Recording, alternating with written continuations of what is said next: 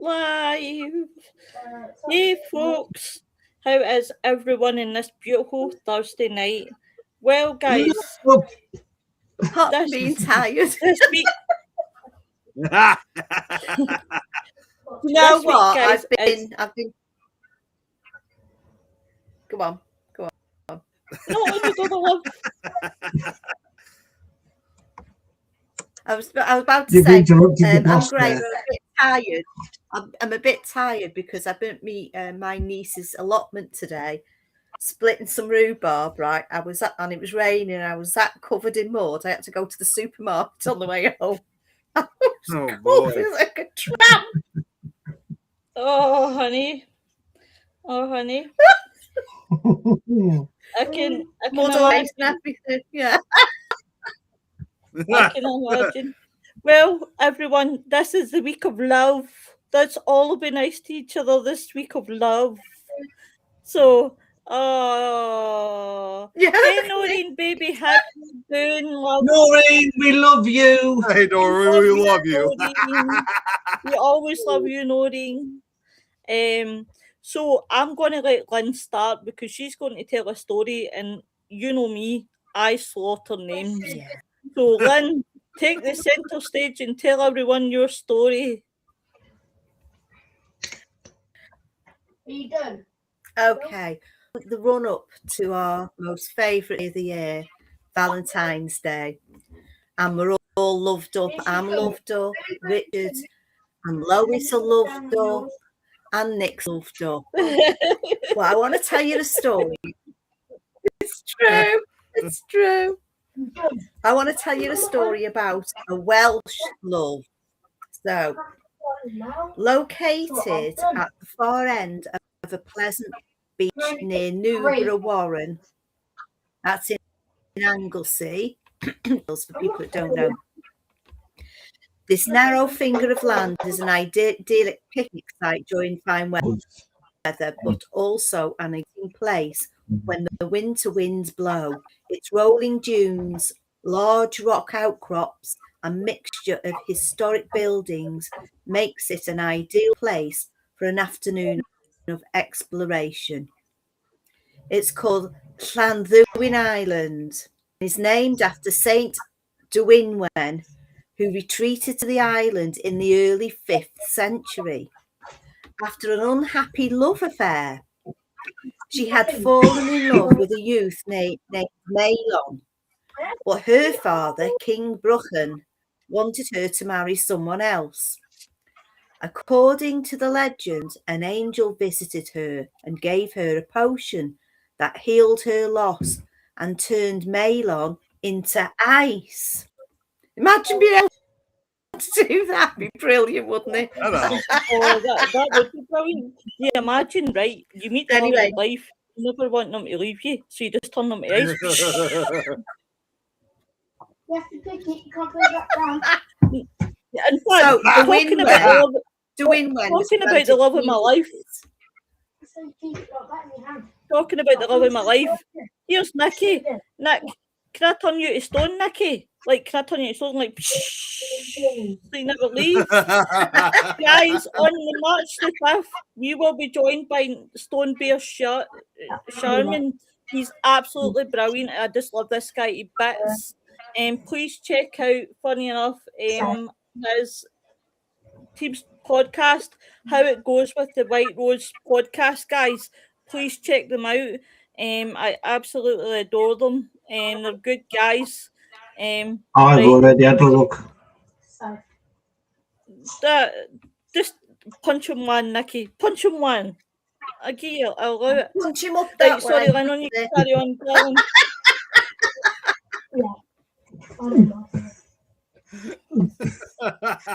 That's it. That's like one of my lights here. Right, so carrying on with this love story now. Poking him. Right. So getting back to this love story on this island, Dwynwen was granted 3 wishes. Firstly, that Maelon would be thawed.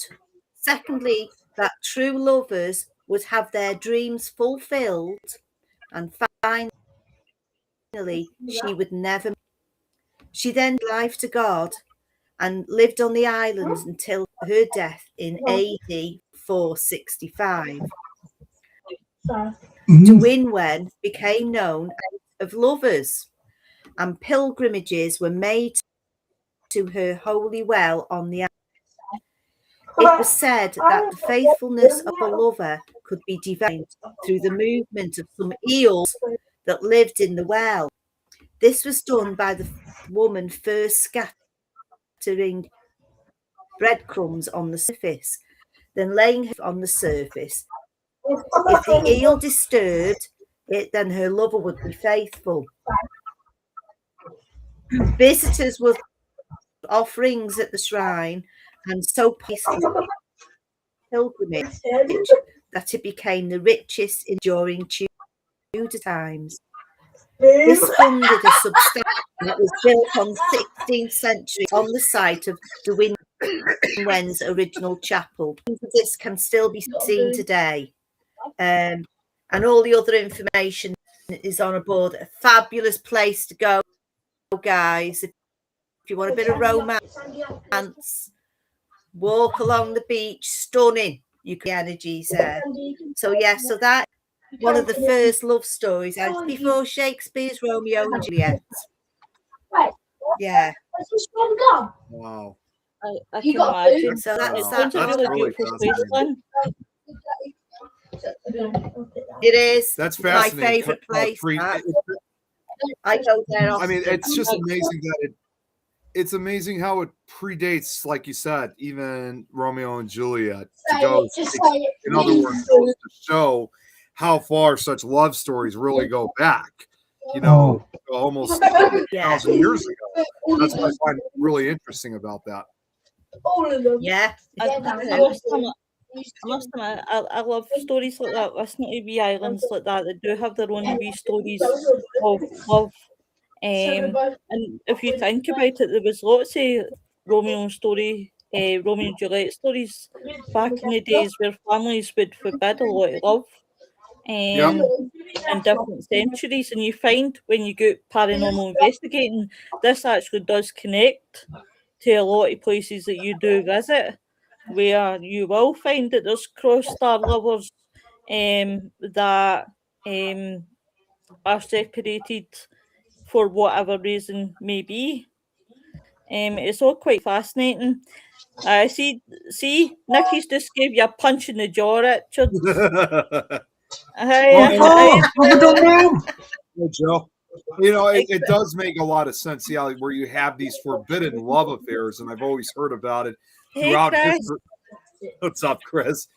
I've always learned that throughout history, especially in not just the UK, but throughout Europe. You hear these different stories of the forbidden love affairs, and those is actually one I could really just throw out because, like you said, it connects with the paranormal.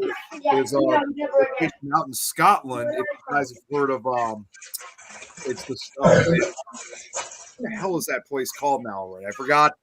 I just had it in my head and I just lost it. What the hell was that place called? Here, give me 1 second here while I'm looking it up. It was. Oh my God, the title's killing me now. I know it will come back to me as soon as I find it. You'll be shouting out in your sleep tonight. All you'll hear is Ricky shouting it. It was, in fact, it was a location that was on one of the older paranormal shows from the early 2000s. Oh my God, this is really killing me now. It's like eating at me. I think I know what you mean as well, and I can't think of it. It's not Sterling, is it? No, it was. You know what? It was. Oh wait, no, it came back to me. I got it back. No, it just came back. So it's a location in Scotland. It's the story of the Grey Lady of Dryborough. Yep. Yeah, which I'm sure you're very familiar with. Yep. Nick, you have to call Joe after this. All right, I'll make sure to do that, Joe. I'll do that. It's okay. I'll remind him, Joe, because he's got a brain like a sieve. But remind him 2 minutes before he's supposed to go off. No, I I'm remember his PA. for those who, obviously I don't know. No, from what I remember hearing about the story about the gray lady is the story that she was a religious woman who, I guess she was a nun, if you want to call it, but unfortunately, though, she had fallen in love with one of the monks, which, of course, going against, the rules of the church or the rules of God by their eye. That was, of course, in those days, that was considered a mortal sin and against the law. They tried everything they could to hide their affair, but to no avail. And it wasn't long afterwards before, I guess the bishop discovered that one of his monks was having an affair, and quite cruelly, of course, was put to death for it. And she witnessed his execution. Oh my good God! And then after that, after that, she didn't have any other reason to live. She basically wanted to join her love in the afterlife, and that's when I think they said supposedly she jumped into a river, and that she was said to have never been seen again, alive, that is. But unfortunately, in spite that she thought she could join him in the afterlife, it wasn't going to work, because that was also another sin, was that she died by her own hand. Hey, Lauren, seen her on this show in a while. Good to see you. But yeah, she practically died by her own hand and is now considered, permanently stuck to where Dryborough Abbey is, for all eternity, because she's not allowed up into the gatewards to heaven. And she's the gray lady. I guess the gray lady, from what I heard, is not only is a rather aggressive spirit, but she's also very, very angry that this love is taken away from her so cruelly. Yeah. I mean, there's a number of stories associated with, see if you actually dig deep when we're talking about St. Valentine's Day, there's so many stories to St. Valentine's Day, including actually an account of imprisonment of St. Valentine's in Rome for ministering to Christians persecuted under the Roman Empire in the 3rd century. According to an early tradition, St. Valentine received sight to the blind daughter of his jailer. Numerous later additions to the legend have better related to the theme of love. Tradition maintains that St. Valentine performed weddings for Christian soldiers who were forbidden to marry by the Roman Emperor. An 18th century embellishment to the legend claims he wrote a letter signed "Your Valentine" as a farewell before his execution. There's other things that's associated with it. The day before associated with the romantic love in the 14th and 15th centuries, when notions of courtly love flourished, apparently by association with the lovebirds of early spring. In the 18th century England, it grew into an occasion for couples to express their love for each other by presenting flowers, offering confetti, and sending greeting cards.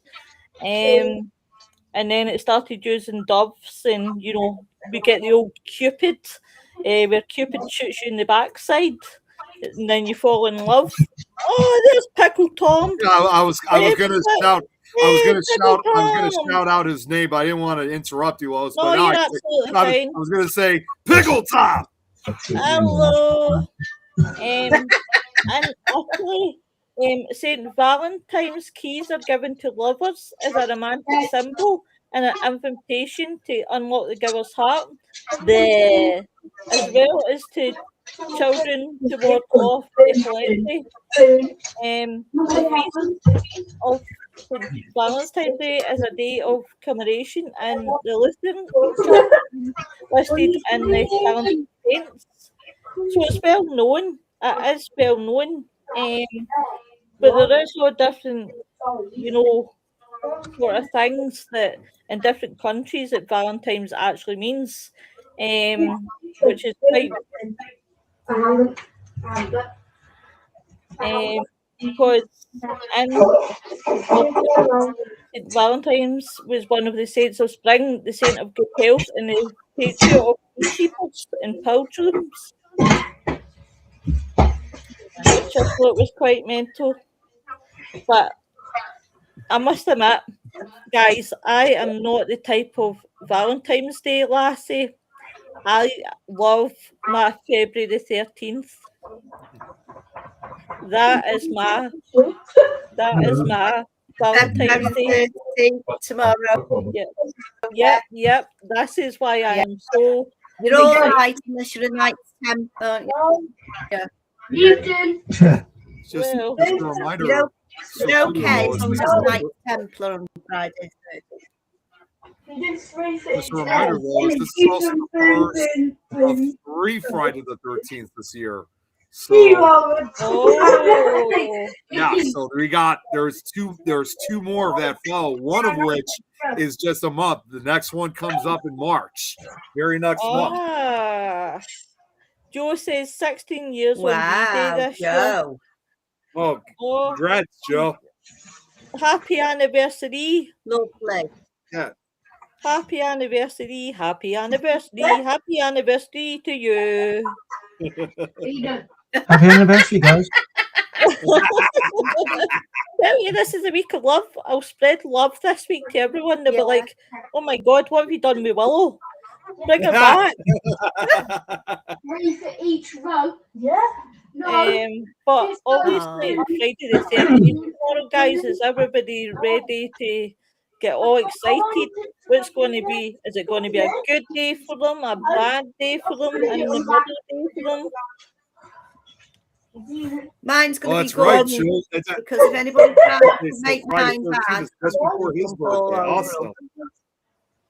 That's it, Lynn. Just kick their ass. Yeah. Just karate chop them. yeah, I will. If anybody tries to make mine a bad day, I'm going to sort of kick their head in.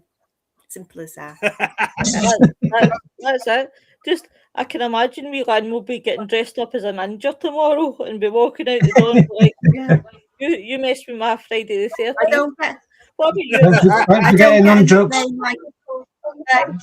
I don't get a nickname like Pit Viper for nothing, you know. I just gotta say, I don't know if I think I already told you about this, Lois, but it actually is an association with Friday the 13th. It's actually something involving my niece Madeline. I'm not sure exactly why, but I have this fake rubber like Jason Voorhees severed head. You know, just his head and his hockey mask. And here's one. It gets even funnier than that. For some reason, Madeline, she really likes that for whatever reason. It's like her toy ever since now. I've been wanting to take a picture of her holding it. Like, yeah, just like your typical toddler playing with her favorite toy. In this case, Jason Voorhees' head. Oh my God. Why not? Why not? You know, for toddlers. Yeah. Well, hey, Gary. What about you, Richard? Are you looking forward to Friday the 13th? Are you apprehensive about what's going to be ahead tomorrow? As long as I don't wake up with the horse's head on my pillow. I'm not going to arrange that. But I should be all right. Yeah, I think I'll be all right.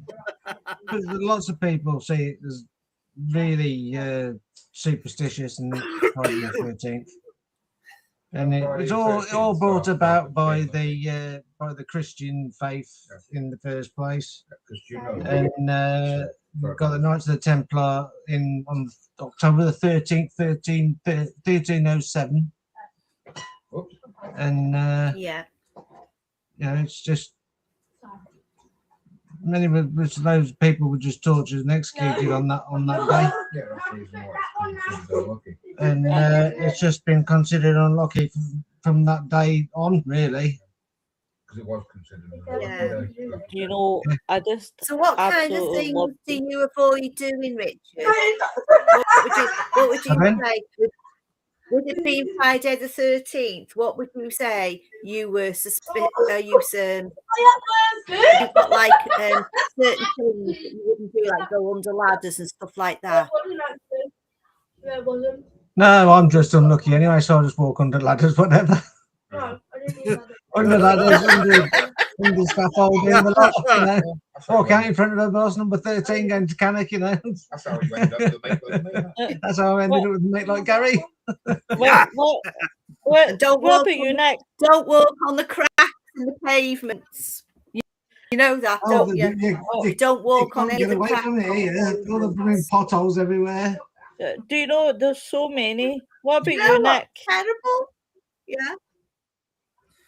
Wait, about like, am I looking forward to he's celebrating looking Friday at the love 13th? letters. The Friday the 13th, yeah. Oh yeah, I'll have my Jason Voorhees jersey on. I'll be having Oh, my you'll be all dressed I up got like a hat, Jason. got a necklace, and I wish this could arrive in time, but I just discovered this earlier today. I ordered it immediately. It will be here on Valentine's Day, so unfortunately, I won't have it ready for tomorrow. But at least I will have it ready for the next 2 Friday the 13th later this year. I actually found, and I kid you not, Jason Voorhees sunglasses. It's literally part of his hockey mask that covers your eyes, and it's got like the glasses like you put around like a normal pair. I was like, oh, it was just a day or two earlier. I could have gotten it sooner. It looks freaking awesome. So to me, Friday the 13th, I do see it as a day of bad luck, but I also kind of see it as kind of like a secondary Halloween in my personal opinion. It's because you have a spooky atmosphere today. Joe says one day before my birthday in March, then he says going to Michigan. Going to Michigan on my birthday this year. Oh, sounds good. I'll come along with you, Joe. Aye, Friday the 13th lounge pads this week. Sounds good. Sounds good. I must have. I'm half and half with Friday the 13th. I do believe things come in threes. I am a big believer in it because I do believe that things actually do come in threes because it happens to me all the time. So if anything happens, I'm always looking for the other 2 things to go with it because I do believe until you get the 3 things together, then there's something that's on the horizon. Yeah. I'm a big believer at Christmas. There's always. Oh, is that your? Let me see. Yeah. No, I wanted to show this to you. I don't know if you guys have seen this. I got this from the iHorror page. Check this out. Hopefully, you guys. Let me see if I could. Down the. brightness. See that. Oh, amazing.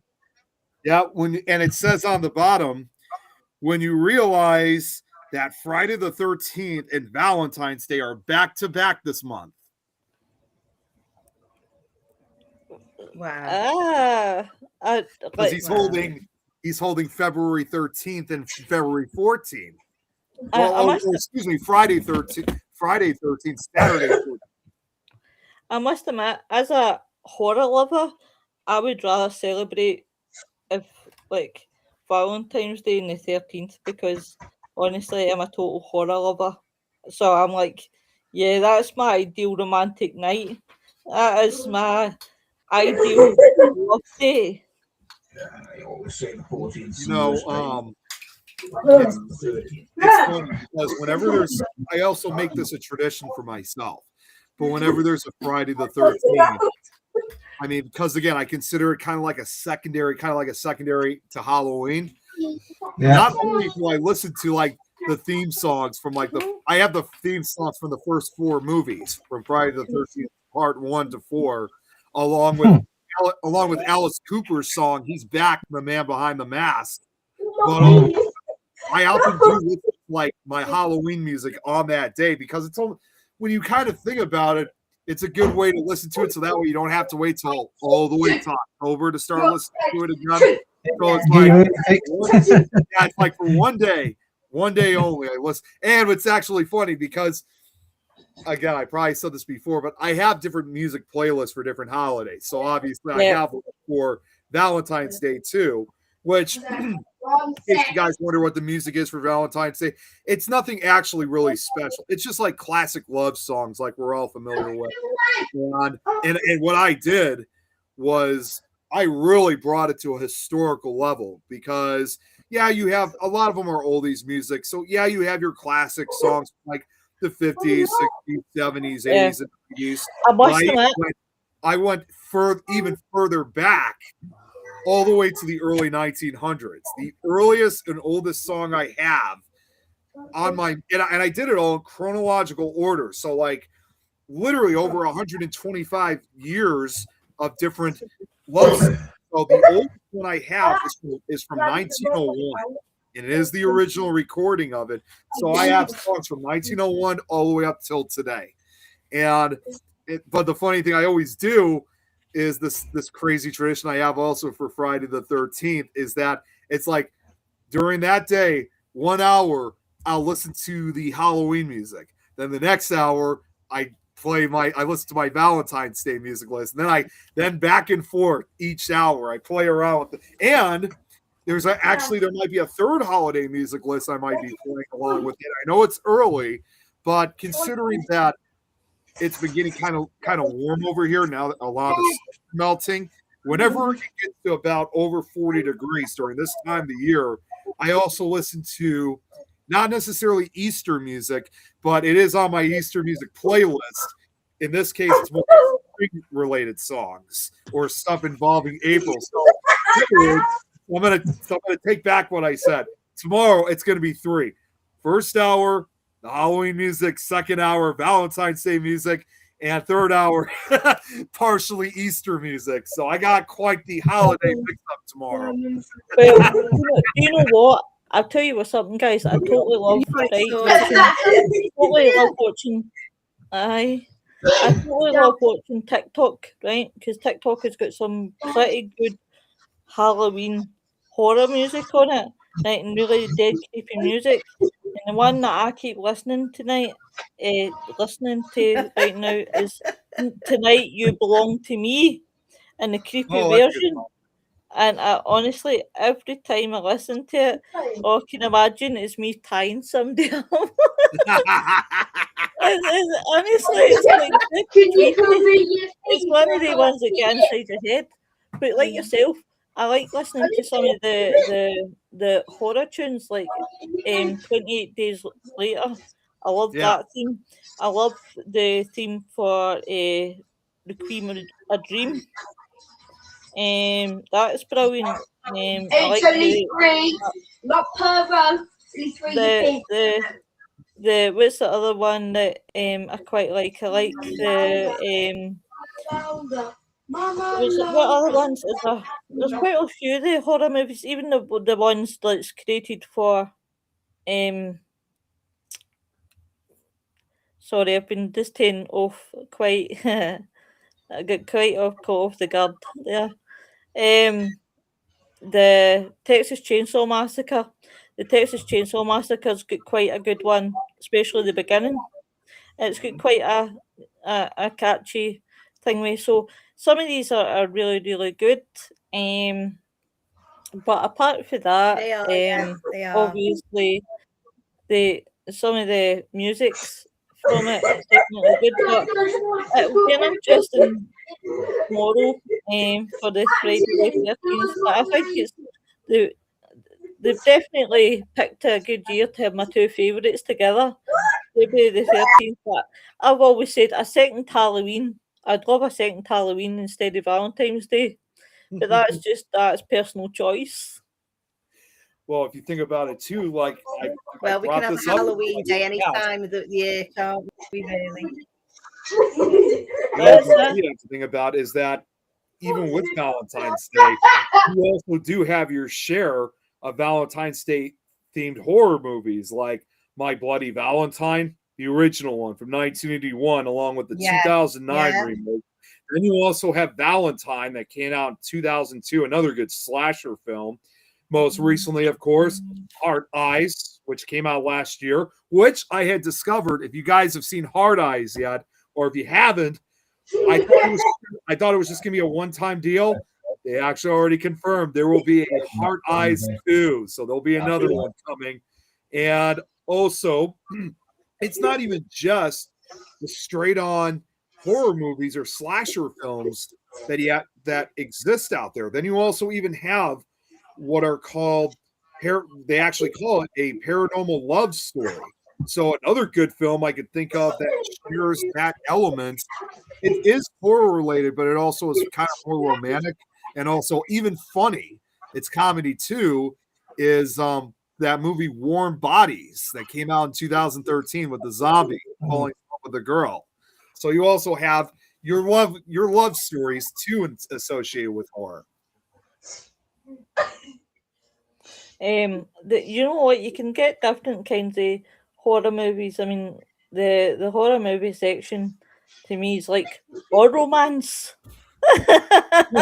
You know, That's what I do for romance. I know somebody is probably going to bring up this one movie, and I'm saying this now. This doesn't count. I know someone else may say, "Well, another good horror movie, romance movie is considered Twilight." Well, that doesn't count because my mom was just watching that watching it a couple weeks ago, and she said something like, not all vampires are evil in this case. It goes to show that this guy's they don't all bite. You know what I always say when someone says that up? I'm like, no, he's not a hero. He is a captain who allows himself to be written by needy high school and college girls. God, it disgusts me. My Bloody Valentine was the best one. Oh, but do you know what? The horror section, I think, is kind of going down the hill a bit because it's just becoming kind of, I don't know. I'm starting to watch more and more B movies. I'm starting to watch more and more found footages, B movies. Right, I need to go and get the charger, guys, before I end up Discharging. I end up saying goodnight, Vienna. But I'm still here. But obviously, I like the movies because I more enjoy watching them. Because you get more from them than recent horror movies that I've been watching. Don't get me wrong, I've seen a new horror I would like to see, and it's coming out soon. It's What Happened to Katie. Oh, That right. looks pretty. That looks pretty good. It does. Yeah, have any of you seen that? I haven't seen a good horror movie for a long time. No. If you watch, I mean, you could even say Alien. I love the Aliens, but they're not really horror movies, but they are as well, aren't they? Yeah. Well, even when you look at, I love alien movies. yeah, I could sit even and if watch you them look at a movie endlessly. even like the most recent one I was just saying about Heart Eyes that came out last year. I mean, it is horror, but it's also it's also funny too, because it's meant to be like a throwback to a lot of the classic slasher movies of the 80s. Because when you watch a lot of those 80s slasher films, even if they have a serious plot to them, they still have the kind of cheesy, campy feel. Like there is still tongue-in-cheek and funny moments throughout the film. Yeah. Those movies, Heart Eyes basically really adds as a tribute and throwback to those movies that were made, because it goes back to the tradition of where, people are being, murdered, chopped up, or being stalked by a guy wearing a mask.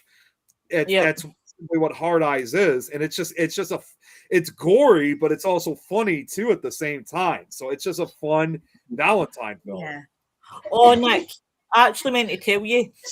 Right, so know how I told you, and we did the episode about Kenny Reach.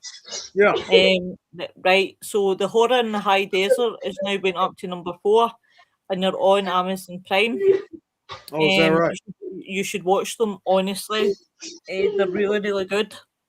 I'll They're definitely. really, really good. Any of you watch that new and I series, know Dracula? what's that, Gary? Sorry. I said, have you ever seen that new series, Dracula, that was made recently? No, I've not seen that one, Gary. It's very interesting. It's usually Van Helsing kills Dracula, blah, blah, blah, Yeah. In this one, it's very interesting. It's very up to your point. because in this version, Van Helsing is a lady, obviously Dracula's a bloke, but they're both in love, and they actually, in the end, kill each other. That sounds nuts. Oh, Die together, like, you know, on the tomb. So it's really, really good and really well done. Wow. Where do you find that, Gary? I think it was on or done by BBC, which is a strange thing, I know, but yeah, I think it was done by the BBC. yeah. And it's, I think, if I remember rightly, a 3-part series. And it's really, really good, and it's very, very different to the normal. But as I say, it's really, really good. It's well worth a watch. But it's sort of a love story intertwined in that Dracula sort of take on it. You know, because it starts off way back in the 1800s, whatever, you know, way back in time. And it sort of jumps forward to modern day. And, you know, I won't tell you too much about it, because obviously if you want to watch it, all I'll say is it's well worth a watch if you want to see sort of like that horror sort of love take on a well-known aspect of series, like, you know. It does actually sound really interesting. It does. It really does. I haven't, to be fair, the last film I've ever watched like that is Van Helsing. And actually, guys, I'll tell you how many times I've seen Van Helsing. It's been countless, and I only realised that it was actually what do you call him? Oh Christ, he's just went out of my head. Hugh Jackman. We're all doing it. Oh, can't remember. Right, tonight. Hugh Jackman was Van Helsing. Yeah, that's it. And I was like, what the shit? And I've seen this film so many bloody times, but because of how he looked, I was like, didn't recognise him. Yeah. But that series is actually called Dracula. But I hope they're going to start bringing out more horrors, but I don't know if they're going to bring out more decent ones. Yeah, but there's a lot of ghost story. I don't know, ghost story and vampire story all go together, don't we? You can't beat them. No, you can't. I don't like these horror stories where they're cutting each other up with chainsaws, and it makes me ill. Makes me ill. Oh, I've got to say, I must say this bitch. I love it. Yeah, that makes me a bit concerned about Willow. Look out, Gary Bradshaw. Right. You know, the other thing too is that, and this goes back to like a lot of the paranormal stuff, like in association also with the paranormal, is that I'm sure you guys know this story already. It's obviously one story that I'm certainly all too familiar with because this happened in Chicago. Not every paranormal story involving Valentine's Day actually has something to do with a love story or a forbidden affair. Sometimes there were just certain things that happened on Valentine's Day. And I'm sure you guys have heard of the what I mean is the St. Valentine's Day Massacre, February 14th of 1929. You guys, where Al Capone's men, two of which were dressed in police officer uniforms and gunned down 7 of his rival Bugs Morant's men off the warehouse, gunned them all completely down, and they chose Valentine's Day for that particular day to occur. And there are, if you guys didn't know this, the warehouse is long gone. It was demolished like decades ago. First off, it's hard to believe that the St. Valentine's Day Massacre was now almost 100 years ago. 2029 is when it will be the 100th anniversary. Oh, shit. So it's still hard to believe that almost a century has passed since then. Not far off, is it? What's that? I think Lynn's went away again. I thought Oh, I thought you said something. No, even though the warehouse is long gone, there actually are still bricks of the remaining building that still do exist to this day. Oh, right. And people who said that Yeah. people who said that they've kept the bricks usually have had a lot of paranormal activity going on in their homes or whatever. I mean, I can't tell you how many of the amount of bricks that have been like sold on eBay and some Amazon, like people just saying, please help me get rid of this. Like, this is from, it makes sense though, because if it was from one of the bricks because this was, if you guys haven't seen, there is actual crime photos of the crime scene itself, which later did become like infamous. Like, you can't think of the St. Valentine's Day massacre without thinking of those photos that were taken of the crime scene and how gory, how bloody it was. Because we're talking like they were using like they were using Tommy guns and stuff, which that can really do a lot of damage to the body. Yeah. So you get shot by one of those things, you're done. It's over for you. You're not expected to survive. And just thinking about it's almost impossible to really think of those bricks without probably who knows how much the amount of blood that was splattered on some of those bricks. So not only do you have the stains of those victims, but also just the energy within the bricks themselves that in a way were like witness to such a catastrophic scene. In this case, a murder of 7 men. Did you see, Nick, that this year, guys? Do you know what? It does hold. It does. No, you go on. Go on, Lynn. Oh, sorry. Lynn, on you go, no, it on you does go, hold energies when you get a really bad thing.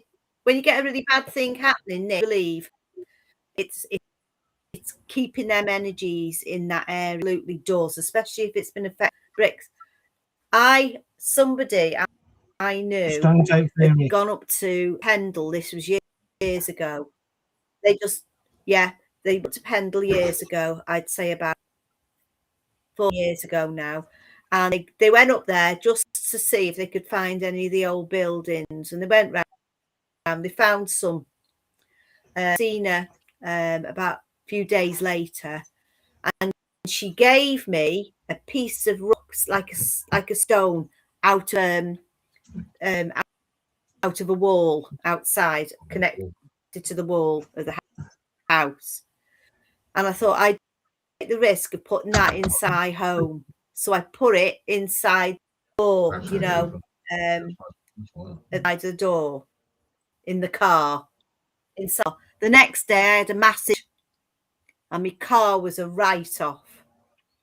So I thought, right, never again. I'm not putting anything like that in my car or bringing it into the house because it could have attachments.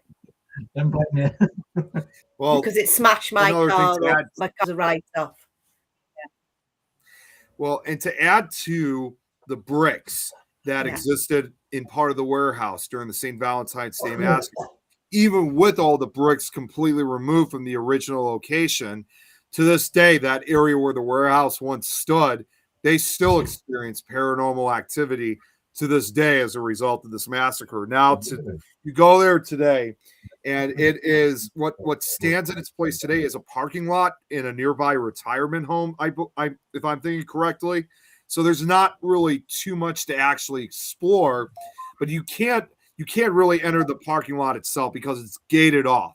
But you could still walk around the outside of it, and even on the outside area, activity is often reported.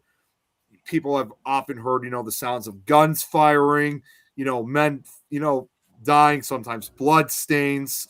It's just, and people who've walked their dogs often feel usually uneasy due to the fact of what happened, almost 100 years ago. But also, if you guys also haven't heard, this is something that I'm sure maybe you guys have heard of this one before or not, or maybe not, is after when notorious Chicago gangster Al Capone was finally caught because even though he was not involved with the St. Valentine's Day massacre, he was still responsible for it, because in the end, those men that killed Bugs Moran's men in the warehouse, that was on orders from Al Capone himself. So that was, he was the leader out of that. And when he was finally arrested and charged with the murders of these 7 men, I know that he was transferred on numerous occasions to different prisons, but one of those prisons was Eastern State Penitentiary in Philadelphia, Pennsylvania. And it was said that Al Capone claimed he was being haunted by one of the spirits of the St. Valentine's Day massacre while he was incarcerated in Eastern State Penitentiary. And maybe you guys, Wow. strangely enough, despite that, he was in prison for, his crimes, if you go to his cell at Eastern State Penitentiary today, when he was brought to Eastern State, he was treated differently, unlike all other inmates at Eastern State, because he was considered a celebrity criminal, because yes, he had so much power over Chicago, but he also became notorious throughout the country, because I don't think any, especially back then, gangster had more power over a city than Al Capone did. In fact, he probably had more power over the city of Chicago than even our mayor at that time did. He even had power over the police. He even had power over the police. Even the police worked for him. So he was looked at as this celebrity. And unlike most inmates, he was given a nice chair, he was given cigars, he was given a radio, he was given this really nice writing table. They basically made it almost like it was a hotel or apartment for him. Do you know that sounds like Ronnie Craig? Because when Ronnie Craig was in Broadmoor, he had absolutely the best of suits. He had his room decorated as though he was at home. He had the best of gear. Like when I read his book that his wife wrote, Kate, honest to God, the way that the man was treated in Broadmoor, he was almost called the king in Broadmoor, because he had everything that he wanted in Broadmoor. And it, it's quite, you wonder how it happened. Yeah, you wonder how it happened. If you go to Al Capone's former cell, a lot of the stuff that was given, that's still there in his cell to this day, because obviously now Eastern State Penitentiary is a museum. Of course, it's also been opened up for paranormal investigations, but either way, it sounded like Al Capone, even when he was living comfortably in prison, he still claimed he was being haunted by one of the spirits of the St. Valentine's Day massacre. And I think that was something that continued to haunt him until he died in 1947, which, of course, even by then, that was just guilt. Well, I'm sorry, what was that? Could have been. I wonder if that was guilt. I wonder too. They've never really explained exactly which. They've never really explained it. Although, of course, at the same time too, it was quote with Al Capone near the end of his life. He was already. I don't know if it was. I don't think it was dementia or something. He was already kind of. His mind was already falling apart. He was kind of insane in the end. So regardless whether he actually was encountering and being haunted by one of the spirits of the St. Valentine's Day massacre, it's highly likable that indeed he was. But at the same time, though, that also kind of contributed to his mental breakdown that he had. And that's what eventually caused him to eventually die in 1947 at the age of 48 when he was living down. I think, to be honest, Did he die of syphilis? I heard he died of syphilis. That's what Joe put, syphilis on the brain. Actually, it says I just looked it up. He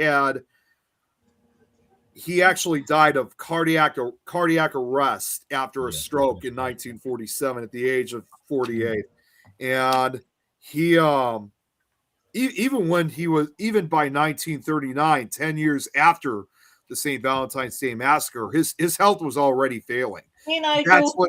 That's what eventually got him released from prison in 1939, even though originally it was a life sentence, but they removed him because he was already starting to, his health was already declining.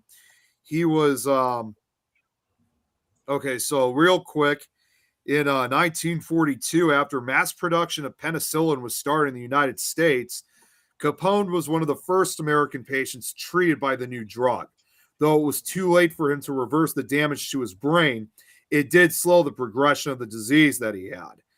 And then a few years later, in 1946, his physician and a Baltimore psychiatrist examined him and concluded that Capone had the mentality of a 12-year-old. He spent the last years of his life at his Palm Island mansion spending time. Nigel. Oh, yikes. Wow. Thinking of you, Nigel. Yeah, we're definitely thinking of you. But yeah, he spent the last few years of his life at his Palm Island You'll be mansion. all right then, Nigel. It'll be done. He spent the last few years of his life at his Palm Island mansion, spending time with his wife and grandchildren. And then on January 21st, 1947, that's when Capone had a stroke. He regained consciousness and started to improve, but contracted bronchopneumonia. He suffered cardiac arrest on January 22nd. And then on January 25th, surrounded by his family in his home, he died after his heart failed as a result of the I don't know if I'm saying this right. Apoplexy.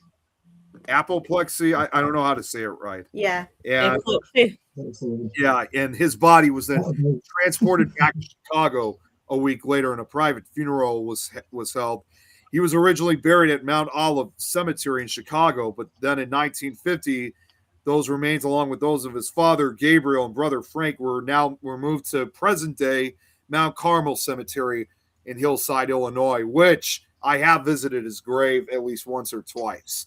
And there's a restaurant we have in Chicago that is basically in Al Capone's name, which has a huge picture of the massacre right above. So you can't miss it when you go in. And here's the even more interesting part. That restaurant and bar is ran by Al Capone's son. His son still works at that restaurant. No. Wow. Yeah, so he's still fabulous. He's still alive to this day. And I can't tell you how many times he's had to tell his story about his father, not just only of the gangster lifestyle that his father lived, but also more importantly, too, involving the St. Valentine's Day massacre. I can only imagine. I really can only imagine. Well, guys, it's coming to the end. I just want to thank everybody tonight. It's been a really, really good night. I've really enjoyed. Remember to ring Joe. Yeah, Nick, remember to ring Joe. Yeah, no, I haven't forgotten about it. I actually just wanted to throw this. Want to throw this out just before we go. Speaking of Al Capone, because again, since we're talking so much about, we've been talking about that along with other things with Valentine's Day, I do want to play this quickly. It's only 20 seconds, and this is a rare find. I think you guys will find this really fascinating. Most recently, an audio recording of Al Capone's voice had been discovered. So I'm going to play this real quick. Again, it's only 20 seconds, but as I just mentioned, as far as any of us know, this is probably the only known recording of Al Capone's voice. And he sounded exactly how I imagined he would sound. So I'm going to play it right now. Hopefully you guys can hear it. Let me know if you can. And if you guys can't, I'll play it again. I came to Chicago with $40 in my pocket. My son is now 12. I'm still married and I love my wife dearly. We had to make a living. I was younger than I am now and thought I needed more. I didn't believe in prohibiting people from getting the things they wanted. I thought prohibition was an unjust law, and I still do. Did you guys hear it? Did you hear that? That was clear as the day. Yeah. Yeah. That is not, and I know there have You been can movie actually put that adaptations. with it. No, go ahead. You What can were you actually put that voice with his face, can't you, Nick? You can see Yes, you that can. coming out of that face. Yeah. And I know there have been, again, kind of quickly going back to when we were talking about movies. I know there have been movies that have been made on the St. Valentine. There is at least like 3 or 4 movies that are based on Al Capone as well as the St. Valentine's Day Massacre. I know there was one made in the 50s, there was another one made in the 60s, and another in the 70s. And not what you heard, those came from none of those movies. That was the actual recording of Al Capone. So it's not a fake, it's a real recording. Well, I've been very honoured to hear it. Brilliant. I want to say, Yeah. I know, and it's a great way to finish the show, guys. Definitely join us tomorrow night as we are going to have a field day with St. Valentine's Day and Friday the 13th, where we're going to have a great laugh about superstitions. We're going to have a laugh about Valentine's Day. Let us, please, Nigel, do keep us updated. Yes. You're a very valuable. Yeah. You'll be better than that. Yep, keep us updated. Definitely. So for all you singletons, let us start your weekend off. Let's come in, yes, and feel the love. We will give you the love. Come on, or remember feeling the love, guys. Feeling the love. Remember, I was saying in the chat, is take him down to the love shack. Love Shack, baby.